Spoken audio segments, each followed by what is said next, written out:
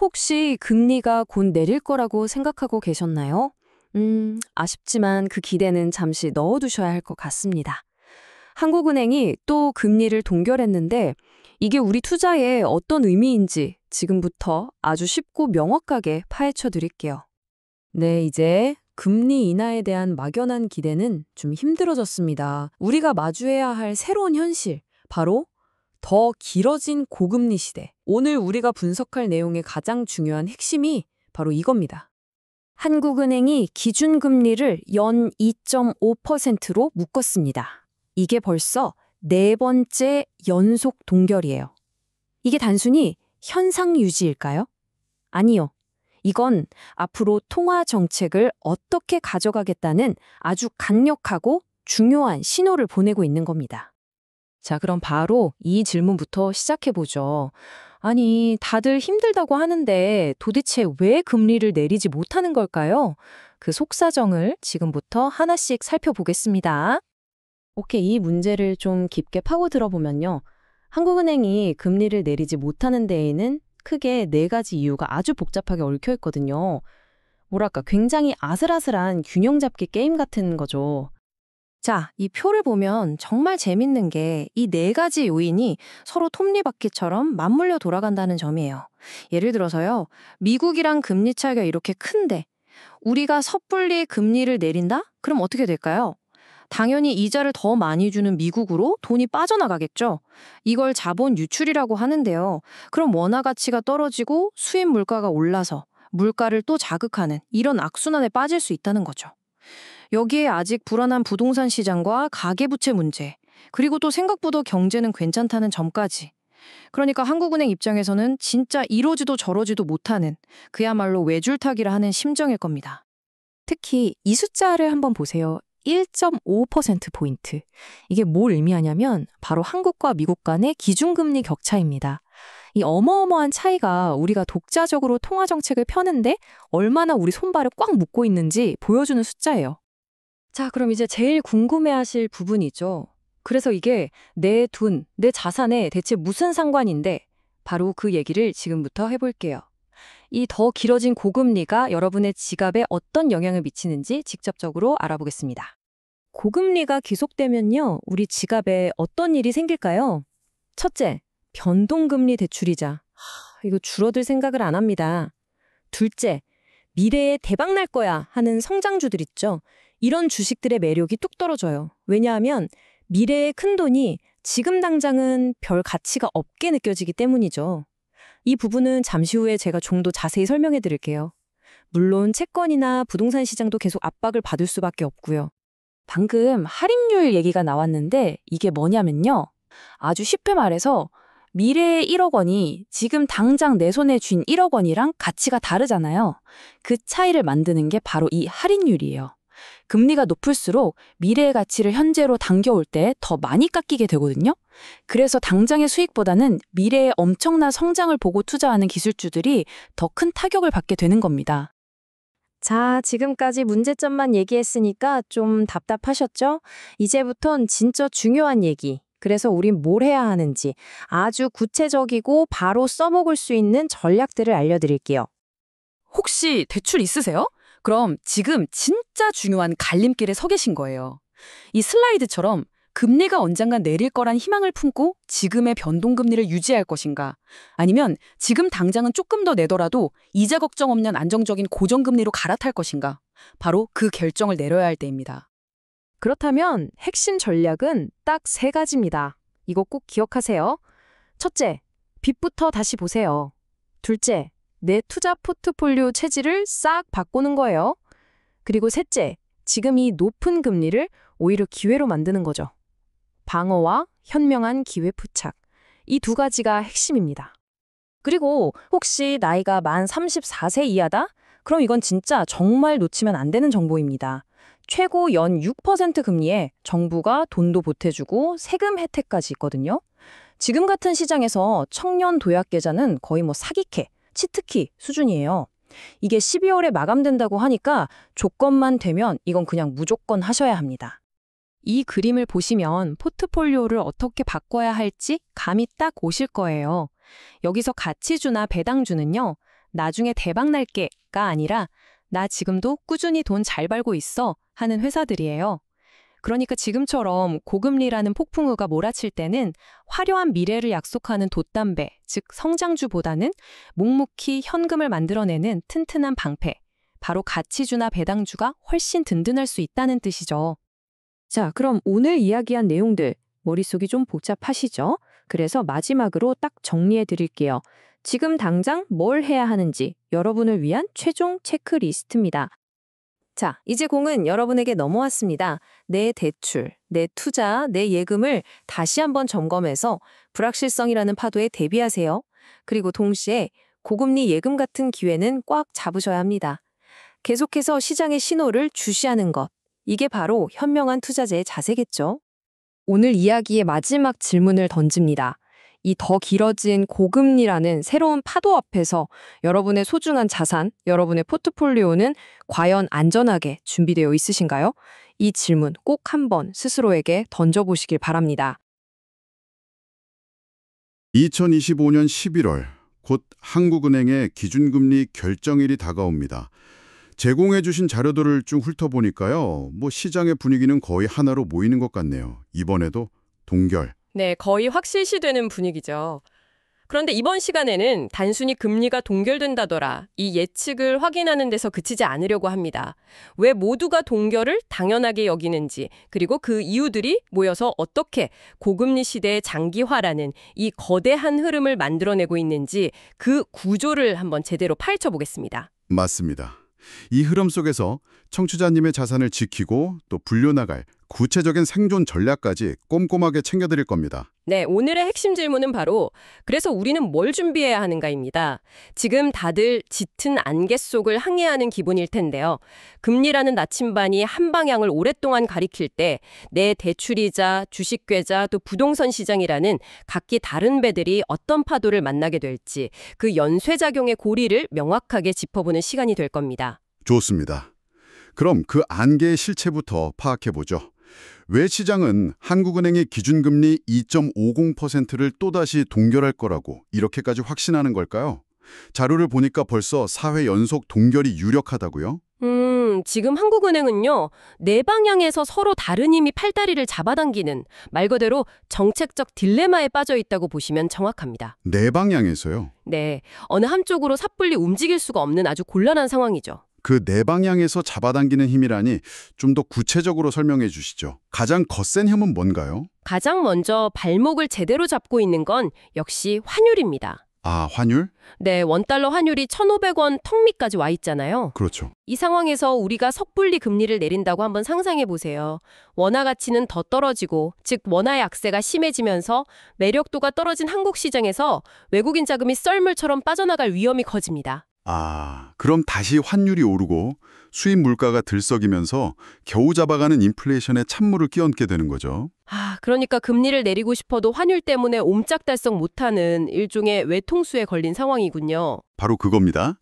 그런데 다른 한쪽에서는 부동산 시장이 여기서 돈 풀면 다시 불붙는다고 강력하게 강구하고 있어요. 부동산도요? 네. 제공해 주신 자료에도 나오지만 11월 셋째 주 서울 아파트 값이 4주 만에 0.20% 반등했고요. 5대 시중은행의 가계대출도 다시 늘기 시작했거든요. 또 늘기 시작했군요. 네.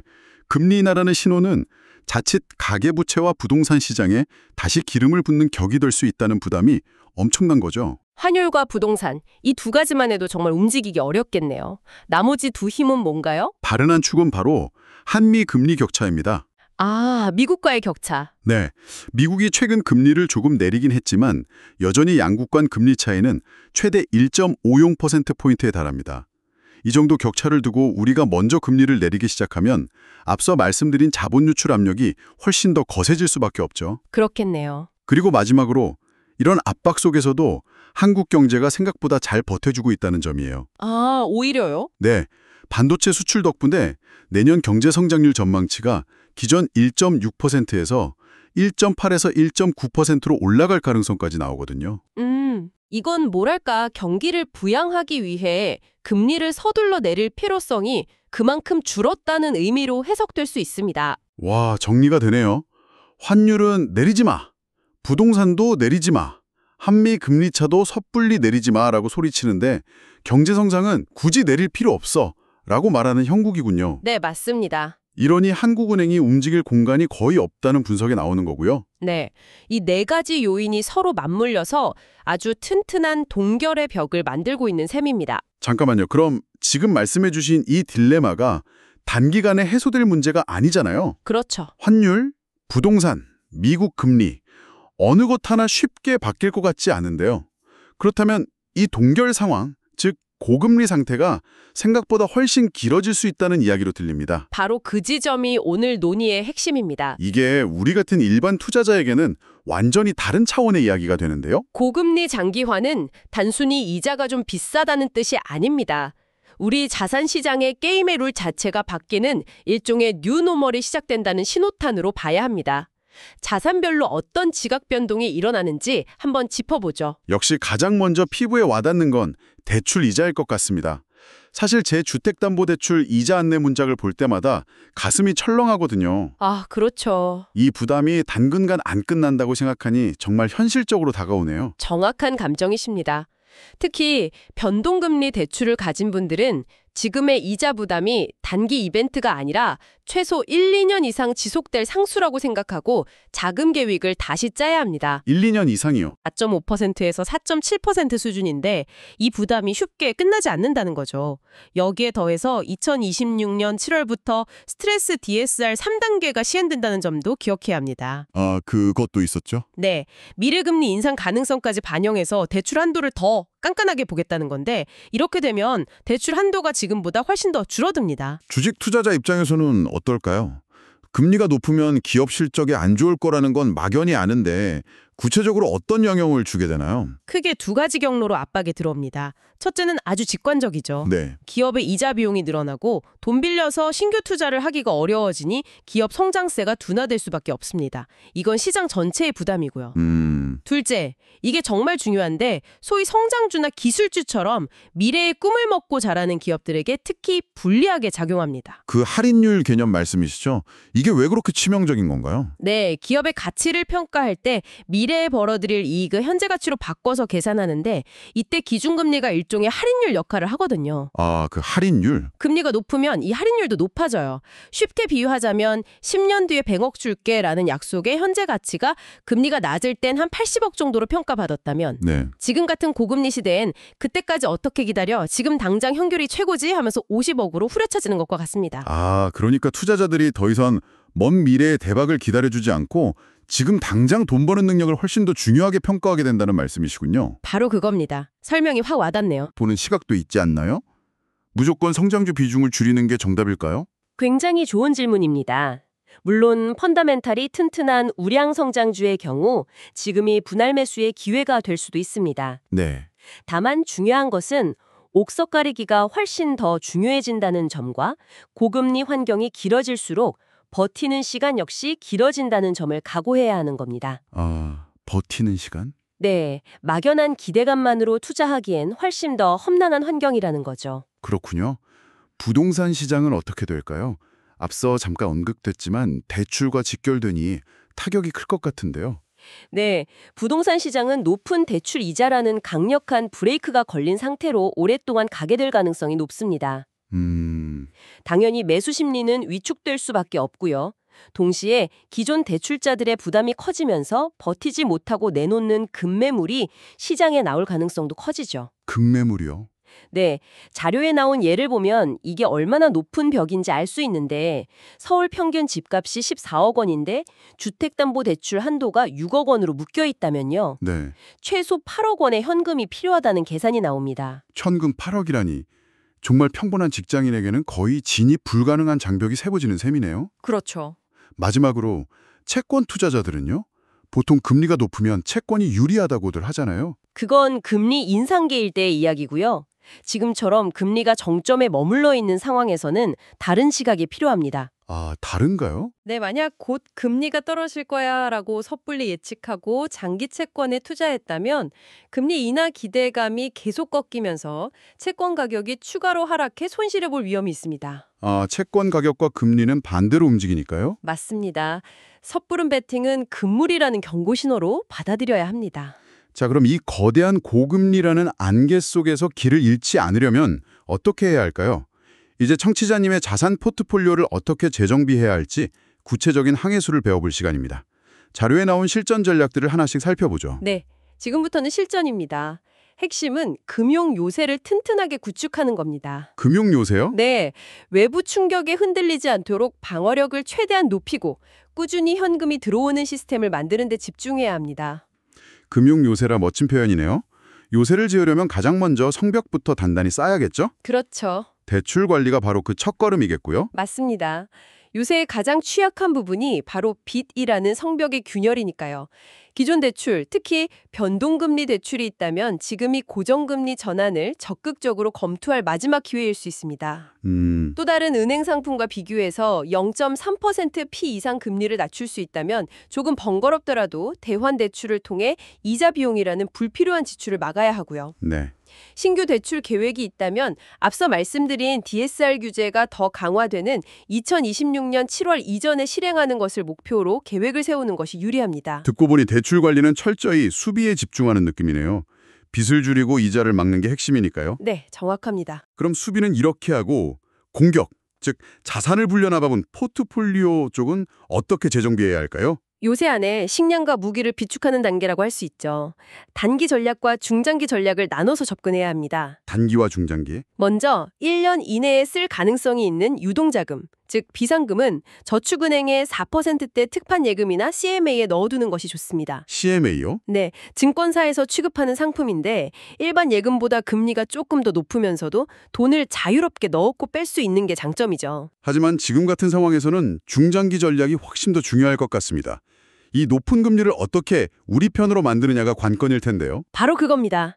여기서 자료가 정말 강력하게 추천하는 상품이 하나 있죠. 어떤 거죠? 바로 청년 도약 계좌입니다. 아, 청년 도약 계좌. 네, 만 34세 이하 청취자님이시라면 이건 선택이 아니라 필수라고 말씀드리고 싶습니다.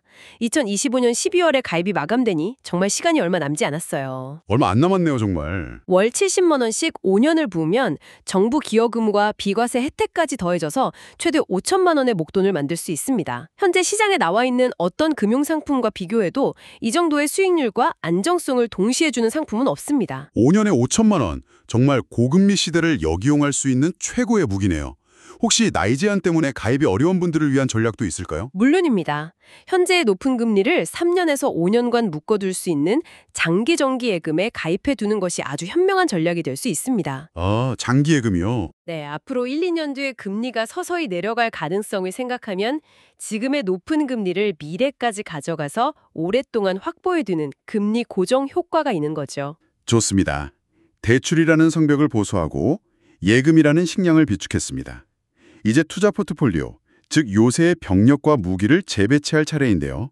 어떤 변화가 필요할까요? 지금 같은 때는 포트폴리오를 전천후 타이어로 교체한다고 생각하시면 쉽습니다. 전천후 타이어? 네, 맑은 날, 즉 저금리일 때만 잘 달리는 레이싱 타이어 성장주 비중은 일부 줄이고요. 비가 오나 눈이 오나 고금리나 경기 침체에도 안정적으로 굴러가는 4계절용 타이어 비중을 늘리는 거죠. 4계절용 타이어라니 비유가 아주 적절하네요. 구체적으로 어떤 것들이 있을까요? 대표적으로 안정적인 현금 흐름을 창출하는 가치주나 고배당주가 있습니다. 가치주나 고배당주. 네, 자료에서는 통신, 유틸리티, 그러니까 전기, 가스 같은 필수 소비재 관련 기업들을 예로 들고 있죠. 이런 기업들은 경기가 좋든 나쁘든 사람들이 계속 돈을 써야 하는 분야라서 현금 흐름이 안정적이고 그 이익을 주주들에게 배당으로 꾸준히 나눠주는 경향이 있습니다. 아, 그렇군요.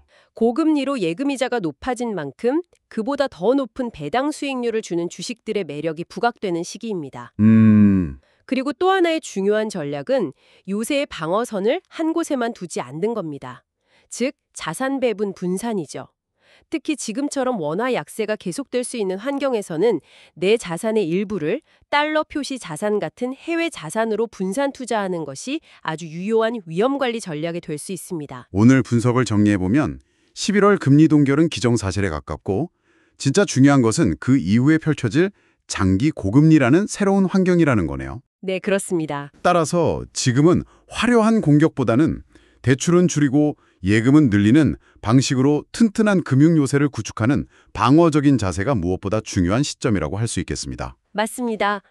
11월 27일 금리 결정 그 자체보다 이창용 총재가 기자회견에서 어떤 뉘앙스로 말을 하는지, 그리고 함께 발표될 수정 경제 전망에서 미래를 어떻게 그리고 있는지를 보면 앞으로의 방향을 가늠할 핵심 단서를 얻을 수 있을 겁니다. 아, 총재 발언과 정제 전망. 네. 분명한 것은 예금자에게는 기회, 대출자에게는 부담이 계속되는 시기라는 점입니다. 지금이야말로 청취자님의 재무 건전성을 꼼꼼히 점검하고 요새를 단단히 할 최적의 타이밍입니다. 오늘 저희는 주로 위험을 관리하고 방어하는, 즉 금융 요새를 튼튼하게 짓는 법에 대해 이야기했습니다. 하지만 모든 요새는 방어만을 위해 존재하는 게 아니죠. 기회가 왔을 때 출격하기 위한 기지이기도 합니다. 청취자님께서 오늘 내용을 바탕으로 자신의 재무 상황을 돌아볼 때 이 단단하게 지은 요새 안에서 시도해 볼 수 있는 단 하나의 공격적인 움직임은 무엇일지 한번 생각해 보시면 어떨까요? 그것이 청년 도약 계좌에 최대 한도로 자원을 집중하는 것일 수도 있고, 혹은 고금리 파도를 이겨낼 만큼 압도적인 현금 창출 능력을 가진 기업을 찾아내 요새 밖으로 정찰병을 보내보는 것일 수도 있겠죠. 청취자님만의 기회는 어디에 있을까요?